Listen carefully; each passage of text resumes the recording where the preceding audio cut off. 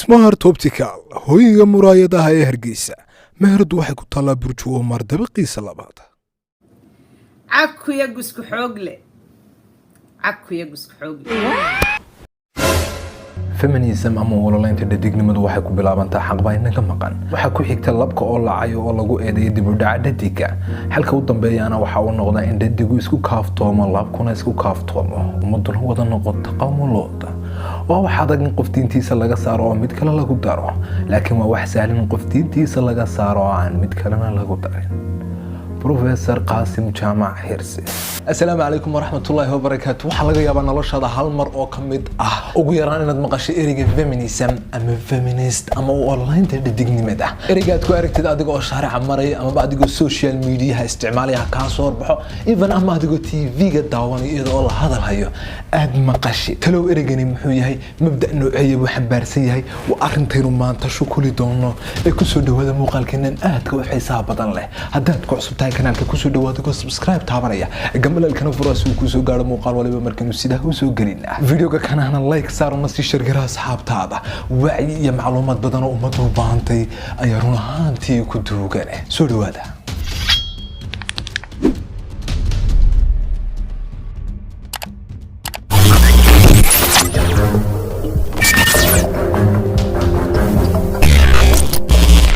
feminism ama ololaynta dhadignimadu hadaynu qeexnayno iska daynay qeexitaanada dhaadheer ee Wikipedia internetka ka buuxa waxaanu ku soo koobi kareynaa inay tahay waa urur mabda'iisu yahay oo ololaynta iyo u doodida xuquuqda dumarka iyo inay kala siman ragga ama labka wax waliba oo suurtagal ah xambaarsan mabaadi afkaar iyo aqaa'id la oran karo waabadiin oo ay tahay gabadhu inay aaminto kulana dhaqanto nin waliba oo ka soo horbaxa ninkaas ahaada aabaheed ama odageeda u dhaxday feminism ama ololaynta dhadignimadu waxay soo unkantay qarnigii 19aad iyadoo ka soo bilaabantay dalalka reer Yurub muddadaas oo haatan ku siman 200 oo sano gabadha reer Yurub waagaas may haysan wax xuquuq ah haba yaraatee waxaana loola dhaqmi jiray inay tahay hanti iyo mulkiyad ninkeedu leeyahay xaq uma lahayn inay hanti yeelato xaq uma lahayn inay wax dhaxasho taas waxay ahayd aragtida bulshada ee ka dhex jirta population reer galbeedka waagaas bulshadu kuma koobnayna even xataa diintooda iyo kitaabkooda Bible-ka waxa ku xusnayd inay ahayd xaawi tii Aadam calayhi salaam siisay geedka sababna u noqotay in aadanaha jannada laga soo eriyo sidaa daraadeed Allah subhanahu wa ta'ala wuxuu ku ciqaabay mar waliba foosha iyo xanuunkeeda heer ay gaarsiin in sanadii 1595 laga doodo waar waxaan la leeyahay gabadh dadigu ma bini aadam ba mise ma aha rumayso aragtida feminism waxaan oran kareynaa waxa ku bilaabantay sababo sax ah markayna eegno waagaas bulshada reer galbeedku xaalada ay ku jirtay iyo sida dumarka wala dhaqmaysay laakiin inta hadday ku joogsan lahaayeen buro ayay sidii lahaayeen laakiin ta dhacday ayaa markii feminismka loo dhabeeyay loo xaqiijiyay baahiyoodii asaasiga ah ee ka maqnaa waayadaas inay dalbadeen bulshadana loo hor yimaadeen waxyaabaad is oranayso maxaa ka qaldan dadka tusaalahan waxyaabaha feminismku dalbadeen in loo xaqiijiyo ee miiska ay soo saareen dawlado badan oo caalamka ka mid ah in ay ansixiyeen waxa ka mid ah in gabadhu ay iska soo ridi karaysa ilmaha uurkeeda ku jira iyadoo aan idan ka qaadan aabihii ilmaha dhalay hataa aanu khatar caafimaadba ku hayna iyo afkaar jahanabi ah oo aanad xataa malaysan karin feminismka ama ololaynta dhadignimadu ma aha hal mabda oo waxa feminism sheegtaaba ay ku daba filsan yihiin hase ahaatee waa ururo kala gedisan oo afkaar ahaan ku kala duwan waxaana la gaarsiiyaa ilaa 10 qaybood hase ahaatee waxaan ka soo qaadan doonaa 3 ka mid ah aan ku bilowna liberal feminism waa mabda feminism ee ku dhisan liberaliyad ah waxay aaminsan yihiin dumarka mabda kana qaata in dibta iyo mushkilada haysata haweenku asaaskeedu yahay xeerarka iyo qawaaniinta ka soo filisa dawladda sida daraadeed si mushkilada dumarka looga saaro waa in wax laga bedela xeerarka iyo qawaaniinta dawladda ka soo baxaya loogana dhiga xeerarka iyo ruleska kuwa dumarka u adeegaya nooca labaad ee kamid ah feminism kuwa Marxist feminism ama feminismka iyo ololaynta dumarka ee ku dhisan mabaadi'da shuuciyadda mabda'an feminismka ee ku dhisan shuuciyaddu waxa uu tibaaxaya in dhibaatooyinka iyo mushkiladaha dumarka haysa asaaskeedu yahay hanti goosadka iyo dimuqraadiyadda sidaa daraadeed sida ay dumarka uga saarno dhibaatadan haysata waa in dadku qaataan mabda'a shuuciyadda dalku iyo dadkuna noqdaan hanti wadaag si aan gabadha loo dulmiyin nooca saddexaad waa radical feminism waa feminism ka ma ololaynta dumarka ee xag jirka ah waxaan oran karnaa noocan markaad aragtay afkaarta mabaadi'da caqaa'iday aaminsan yihiin oo wax aad la anfariirayso oo aad la yaabayso tusaale ahaan waxay aaminsan yihiin oo mabaadi'dooda ugu waaweyn ka mid ah in cadowga koobaad ee gabadhu ay leedahay uu yahay waxaan nin sheegtaba ha noqdo aabaheed walaalkeed abtigeed inankeeda amaba saygeey u dhaxday cadowga koobaad gabadha waayo waa nin weeyaan heer waxay ka gaadhay cadaawadda ay ragga u qabaan in qaar badan oo ka mid ah shaarica iyo waddada la soo istaagaan in ragga la dhufaano oo yacni xinyaha laga saaro wallaahi baana yeeleen waxay ka ciyaar ku saaraysa juju arrintan iyo afkaartan aan idiin sheegay aaminsan yihiin feminismka xag jirka ahi waxaad moodaysaa wax qarsoon waxaa jira muxaadarooyin nadawaad iyo programmis ay soo qaban qaabiyaan oo ay jeediyaan qaar ka mid ah shaarica iyo ummadda dhexdoodana ay la soo istaagaan videoga kan ah ila daawo waxaa ku baxaya luqadda ingiriisiga haddii aad fahmi weydana xagga hoose ayaan kuu soo dhigi doonaa subtitle af Soomaali ah ee halkaa kala socda daawasho wanaagsan. I am that militant, man-hating ball-buster. I am the feminist who is out to ruin your life. I am the feminist who is ruining your perfectly respectful marriage. I am the feminist who is pushing your daughter down the slippery slope of sluthood. I am out to infringe upon your rights and freedoms and extra room on the subway bestowed upon you for having a penis. I am absolutely a threat to your way of life. anigu waan yaab dhamaystay yaabka la kala hadhayaan yaabku idinka dhamaanay wax badan baa soo socday qalkan aad soo daawateen iyo aragtiyaha iyo mabaadi'da aynu soo sheegnay waxa ay tibaaxayaan in feminismku ay ka soo bilaabantay u ololeynta xaq iyo xuquuq gabadha ka maqan heer ay soo gaadheen in ragga ay ka dhigtaan cadowgooda koobaad kuna ololeeyaan ragga hala dhufaan qaar badan oo kamid ah aaminsan yihiinba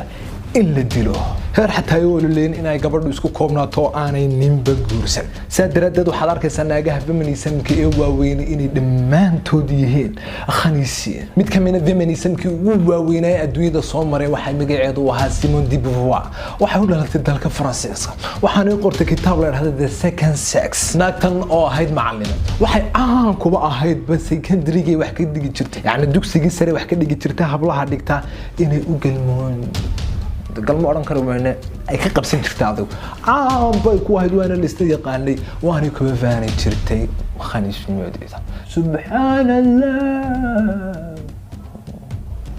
naga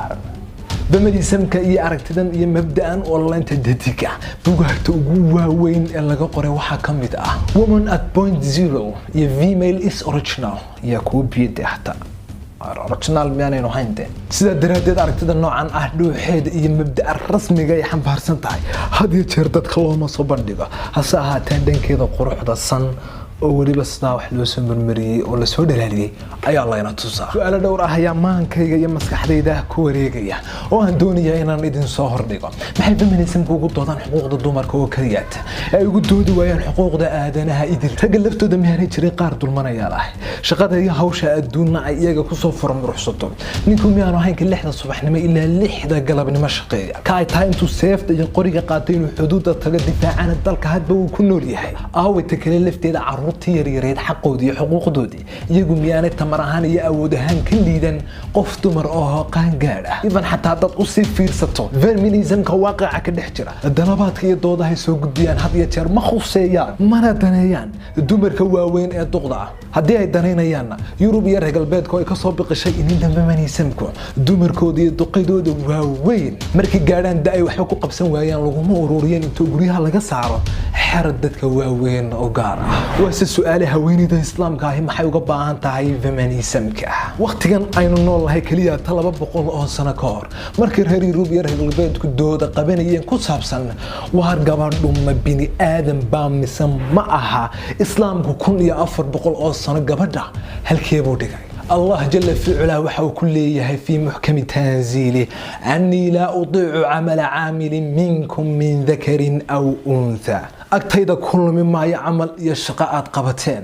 رقو يلقو داي ما يدمر كينا ولا راعي إلهي إساقا يا آدنها أبوري ونا أبوري لب يددك ومنانو أبورين ساي أطرتمانا ساهاته وحو أبوري ساي اسكو لما يسترع سؤال كلو مهيما أينو ينمي اسكسو صارينا رقا يدمركو ميسميهين الله جل في علا وحو كليه كتاب كيس قرآن كأه وليس الذكر كالأنثى رقو لبمد أحد دمركا تا معنهيدو ماها إن رقو كسريان دمركا معنهيدو حويان إن أبوركودو kala duwan yahay haday noqoto emotion ama dareen ahaan dumarka iyo rag way kala duwan yihiin qaab dhismeed ahaan iyo Allah subhanahu wa ta'ala sidoo abuuray way kala duwan yihiin hab fikir ahaan way kala duwan yihiin nolosha iyo sidii u eegayaan way kala gedisan tahay taasi oo macnaheedu yahay in mid waliba Allah subhanahu wa ta'ala uu ugu talagalay role iyo shaqo u gaar ah sidaa daraadeed kala duwanaanshaha labka iyo dhadiga u dhaxaya waxa uu ka dhigayaa labada qof ee islaamka ah marka ay iskuursadaan inay isdhamaystirayaan sida la jalla fi له وكل آيات القرآن هن لباس لكم وأنتم لباس لهن دمركو رجو هو بيويهن رجونا دمرك هو بيويهن بالمرة هذا أيقون محد كفائدة واد اسكو أسطرتا أو عهبت هذا يقاوني دا آيات اسكا أسطرتا كولايلك يقبوغنا وإيك هدفاعدا سيدعوك لقروح يتمال نوات كسيقاتا وتارك تدا رسم الإسلام كقد بنيو رجا يدمرك إما حتى رجا البيت يقال كقد بنيسو إن رجا يدمركو عداود شوكتا هيدا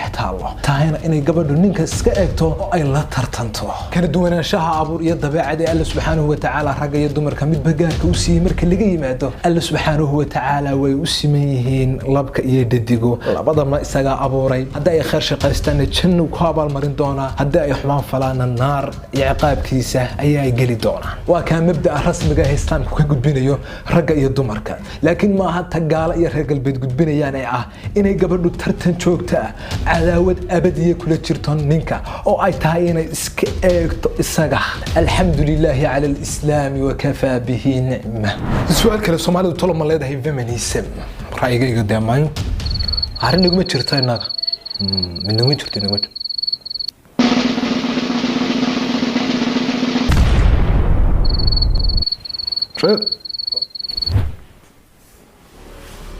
لا سؤالي muuqaalkan intaas ayuu ka eegay fadlan haddii aad kanaalka ku cusubtahay ku soo biro adigo subscribe tabanay gambalkan frost uu ku soo gaaro muuqaal waliba markiinu sida u soo gali lahaa videoga kanana like gare una sii share gare asxaabta si looga wada faa'iideysto nabaday wassalaamu calaykum waraxmatullaahi wa barakaatuh muuqaaladan kalena waa muuqaalo kale oo kan soo galina wax badan aad ka dheefi doonto